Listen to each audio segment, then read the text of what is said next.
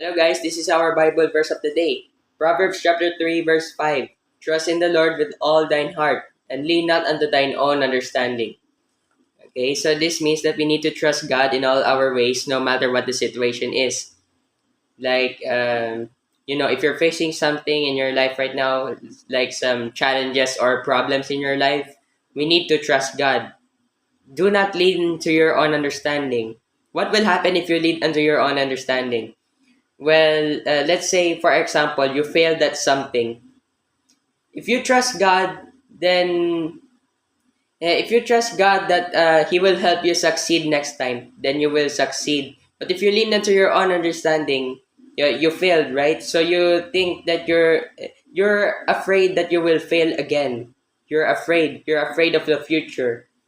So remember, anxiety is the lack of trust in God. So trust in the Lord with all thine heart.